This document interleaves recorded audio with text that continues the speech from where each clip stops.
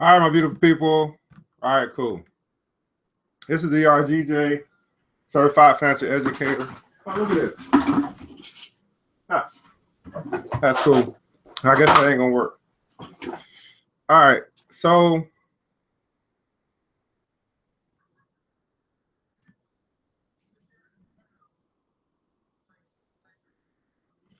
right, well, I'm just gonna talk because I don't know if this is gonna work. I don't know what's gonna happen here. Hold on a second. So, all right, ERGJ, Certified Financial Educator. I'm just back here. Wanted to talk about a few things tonight that I think will be very helpful for some folks that are looking to increase their income. And so, one of the prime things I want to express to you guys tonight is that I don't believe that you have an income problem. I believe that you actually have a idea problem. I'll repeat that again. I don't think that you have an income problem. I think that you have an idea problem. So let me I want to make this as quick as possible, but really want to help you to understand what I mean by that. Because I talk to a lot of people, and what I found is that we live in this society called a capitalistic society, which is a free enterprise, which means that you can really create something out of nothing and get people to pay you for it. And what I found is that too many people sleep on their gifts, their talents, and their abilities. Let me say that again. Too many people sleep on their gifts, their talents, and their abilities. So, for example, you could have something that you think has no worth, has no value, something that you're just good at, something that you like to do. And because you like to do it and because it comes easy to you, you may not realize that other people value that which it is that you do. In other words, they value it to the point where they would pay you for it. And so what I found is that because it's something that we like to do, something that comes easy to us, we never really think about turning that service, that idea, that which we are good at, into profit. So I'm gonna share a couple different ideas with you, a couple different experiences I've had recently, where I was able to help people see things differently.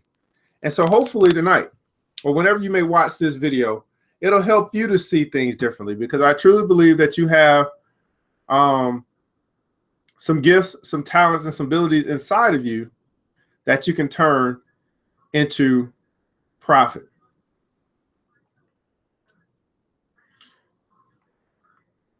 So I was talking to a friend the other day, and just called me out of the blue, and I was we were talking about some things that she liked to do, and I was she was telling me that she likes to do that she was very, very good at PowerPoint when she was in school. That was something that she has a creative spirit and likes to do PowerPoint. She told me how much she loved to do it, and how in school, people would ask her to help her with their PowerPoints and how they would help her. She would help them and stuff like that. And it was just something that she really liked to do. She's really good at it. And so I was telling her, I said, well, that skill, that thing that you like to do, other people will pay you for it. Like some people really just don't like to be creative. They really don't understand or haven't really taken the time to learn PowerPoint. And so there's a lot of things that she could do with just her loving to do that one particular skill. It can turn into a service. So I said to her, well, I came across somebody the other day that was looking for somebody to do a PowerPoint for them. And I'm too busy to do PowerPoints for people. But had I known that it's something that you like to do, I could have turned them over to you, and that could have been a service that you offer, something that you like to do, something that you're good at, and then they would have paid you to do it. And she, in her mind, she grasped the concept. It's called capitalism, capitalizing off something that you're good at and that you like to do, and other people will pay you for it. So then I said, well, not only could you provide this service for this individual, where now you're whatever, you find little clients here and there that are looking to put together a presentation. You do PowerPoint for them, you do the presentation for them, they give you the information, and you put a PowerPoint together. But then now you can take it and you can start to learn Prezi, which is an online PowerPoint presentation. And you can do that for people and then send that to them, give them their password and stuff like that. That's a full service that you could be providing for not only for individuals or small businesses, but big businesses. Because many people don't want to take the time to do that stuff, and they'll pay people to do it for them. I mean, that's what it's really all about. We pay people to make our life easier. We pay people for convenience. And, you know, if we took the time to learn everything, then we wouldn't get anything done. That's why we focus on our strengths and pay people to take care of our weaknesses. So a weakness of mine is I really don't like to, I'm a big planner by mouth, by verbal, but I don't like to write stuff down. So I always need someone to come into my life, or that's on my team, that likes to write all of my ideas down and structure them. I can get them out, but I don't like to write them down. So I pay people to structure my thoughts, and that's how it works. So I wanted to talk a little bit about capitalism tonight and how you can turn your ideas into income, because I truly believe that each and every one of you, you have something special in you that other people will pay you for. You're probably just not looking at it that way. I mean, you got so many ideas, but you don't capitalize off any of them because you're not looking at it that way. You don't think that your ideas, that other people will pay you for the ideas that you have. So not only did I talk to her about, okay, well, you have this skill or this love for doing PowerPoints where you could do it for other people, but now you can turn your love or of that skill of doing PowerPoints into a class for other people. There's so much to the whole PowerPoint thing. You become a master in doing PowerPoint. Now you can start teaching people all these little intricacies about PowerPoint. You know, how to bring the music in, how to link stuff, whatever it is. I mean, PowerPoint can do so much. Because it's so much, people don't want to take the time to really read through everything and learn it themselves. But if somebody was to walk them through step by step, give them some little pointers, some little tips, then that could be a class that can be offered probably once a month, where people will pay you to come to your class to learn PowerPoint. And now it's big time, because it's all about presentation when you're doing presentations. It's all about presentation. And sometimes that's your only impression that you can make on a potential buyer, on a potential, on a potential, deal that you're working on. A lot of us use PowerPoint, but we're not necessarily skilled at it. So I'm saying this to say that she has something that she likes to do, that she loves to do, that she does for free, but other people would actually pay her for it. But she hasn't wrapped in her mind that it's a capitalistic opportunity. It's an opportunity to turn something that I like into some extra income. And then as you do it, and you do it more consistently, then you become known, or she can become known as a PowerPoint girl or whatever, a PowerPoint woman. And everybody goes to her when they want to get a dope, cool PowerPoint done. I say that to say that you too have things that you like to do, things that you are skilled at, things that are just inside of you that you're probably doing for free. And there's nothing wrong with doing it for free, but I want you to understand that people will pay you for your skills, your abilities, and your knowledge. That's just it. So now where I'm at in my life, I've gotten to a point where I'm a free thinker, where I think outside the box and I let my creativity, my creative juices flow, and I come up with products and services that I believe that other people will need or that they want, and I make it into something that that can be offered for them to buy. Let me give you another example. This is another example, and hopefully it's just to help you to get you to start thinking differently. So I had someone call me today. And in case you don't know, this is what I do. This is part of what I do. I'm doing it for free tonight, but this is part of what I do. I help extract things out of people, let them see the value that they have to the world, and then they can turn around and start making money from it. That's what people pay me to do. That's another part of who I am as a certified financial educator. Not only that, I'm also a business consultant. So I help people to see where they can start making money at, where the low-hanging fruit is, some things that they can start turning into profit right now. So a guy called me. He said, well, he knew I was a financial educator, and he's into sports management. So I said, he said, well, he's always been interested in getting into financial literacy. He wanted to know, what I've been doing, how did I turn it, and how did I make it successful? And he's thinking about doing it himself. And I said to him, well, I mean, that's cool and all, if you want to do something, add this or do this, but why not just try to figure out how you can actually add it to what you're already doing? So I said to him, you're a sports agent, or you're in sports management. there are plenty of athletes who end up going broke at the end of their career. So why not add financial literacy into what you're already doing instead of trying to create something brand new? It's already needed in your field. So why not just add on to it? And I said, and then not only just add on to it, it could be an opportunity where you're working on the agency part, getting them deals and getting them contracts or whatever it is that you do. But then you have somebody like me that can come in and do a class or do a workshop with all of the young individuals. Now you're co-oping. You don't have to go and do it and learn it and become an expert at it. You just hire somebody else to do it. And then everybody wins and everybody eats. And you can focus on getting more clients and building that part of the business up. And then you have this extra area where you have add-on services and you get paid through referrals or whatever the case may be. So a light bulb went off for him after we had this conversation. He was like, I never looked at it that way. You know, and everything doesn't have to be separate. Things that you do, whatever your core thing is that you do, whatever that is, whatever your hotspot is, your niche, try to find things that you can add on to it that makes sense. Because, and I'm really talking to the entrepreneur, I'm talking to the small business, because if you try to stretch yourself too far, you'll stretch yourself too thin and you'll burn out.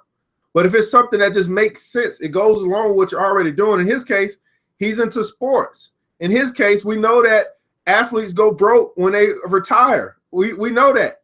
So the need is there, but just incorporating it into what you already do makes it easier transition versus I'm going to start a whole brand new thing.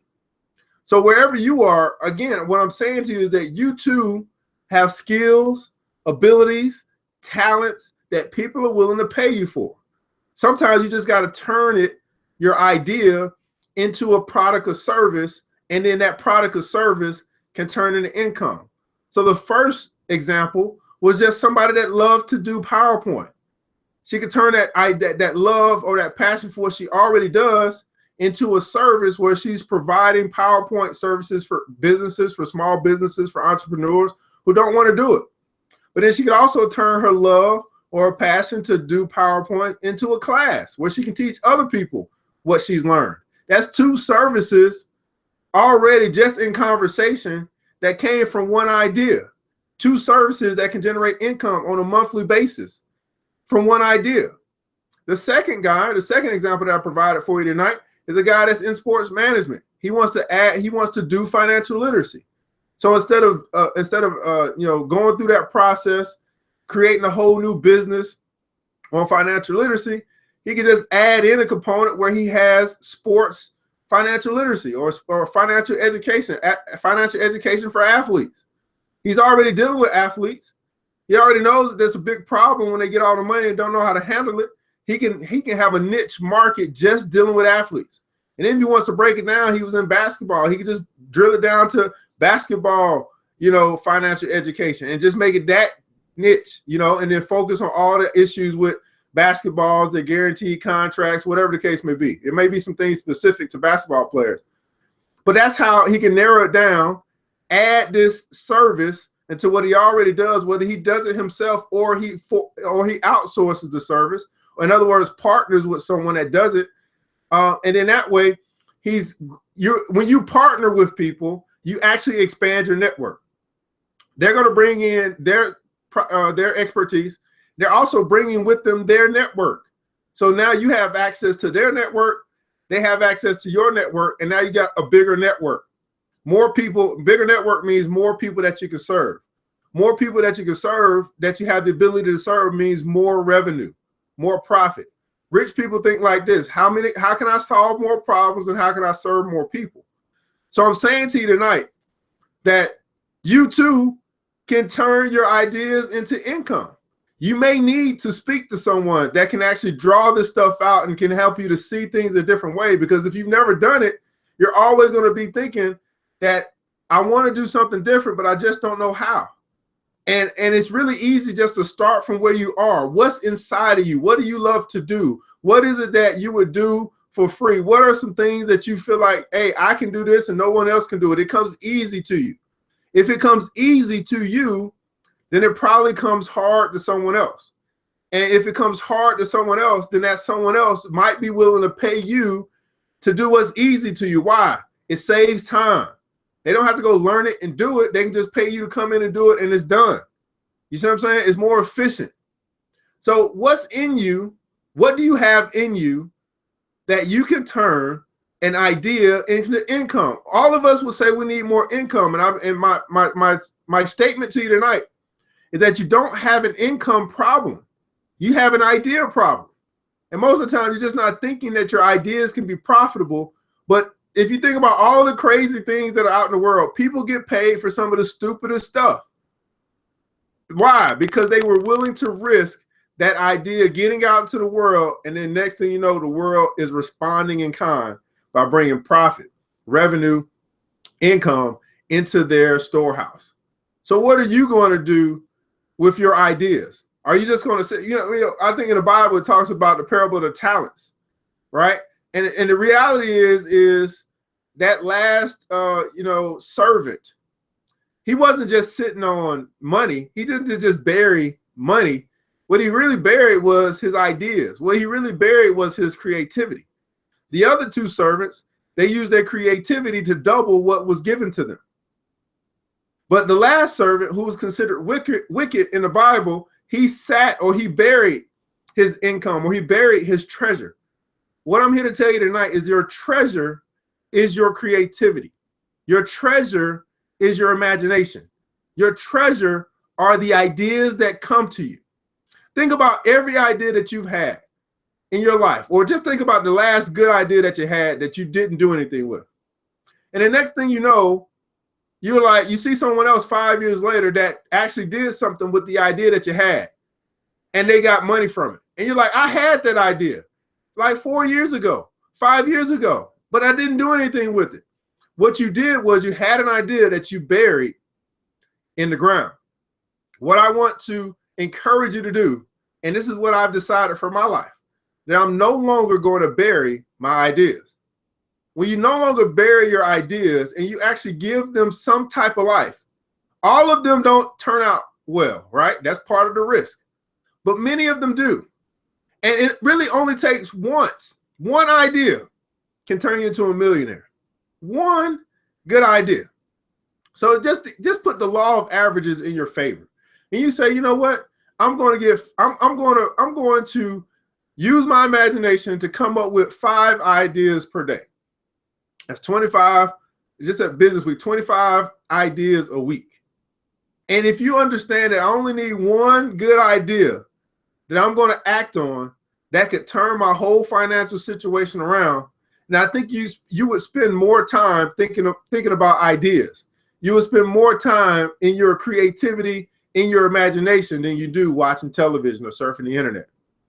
If you want to change your financial situation, if you want to change your income, if you want to change your class or your financial status as it relates to how much money you make per year or whatever the case may be, what I'm encouraging you to do is focus on your ideas. If you take an idea, you put some energy behind it, and you know you have a good idea. For example, I know that I have $1 million idea.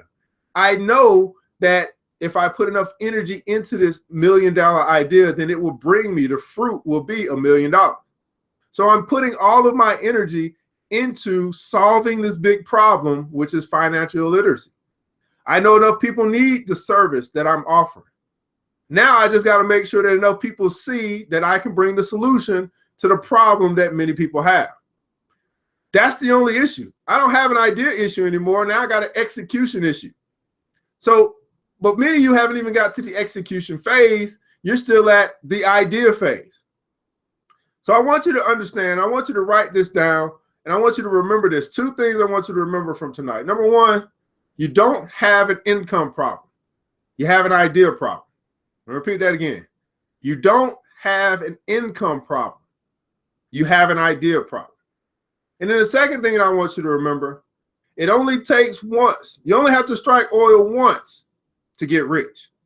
You only have to strike oil once to get rich. So I want you to be focusing your time, your energy. If you're saying, I want more money, I want I need more money. I need more income. I want you to focus on coming up with more ideas, more income producing ideas, more profit producing ideas, more revenue generating ideas. And then take those ideas, and out of those ideas, take the best of the bunch that connects with what you are currently doing or what you're looking to do, and then focus on those. All right. You have something great in you. You have everything that you need in you to increase. And if you increase 1% every day, then you yourself have become over 300% more valuable in a year.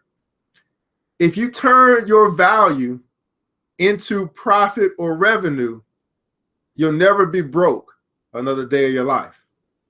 You don't have an income problem. You have an idea problem. Well, hey guys, this is ERGJ, your Certified Financial Educator. I thought I would share that with you today. Many people are searching, but they're searching outside of themselves. And what I'm encouraging you to do is focus and search what's on the inside of you. Pull that out, because it's on the inside of you. On the inside of you is your pot of gold. On the inside of you is the end of the rainbow. On the inside of you is where you can extract nuggets of wisdom. And wisdom is more precious than rubies or gold. Nuggets. These are the ideas that you've been sitting on all your life. And you can turn those ideas into income. Well, guys, I'm ERGJ. You can follow me at www.ergj.net. And we actually got a class coming up this Saturday for kids, teaching them about money. You got any kids in between the ages or grades 4 through 8, and you believe that it's important that a child gets a proper financial education at an early age, and we stop the cycle of more debt for every generation, then you want to get them signed up to the class, and let's get started so that they can learn what we didn't learn, and what everyone should learn is about money. Guys, have a good night.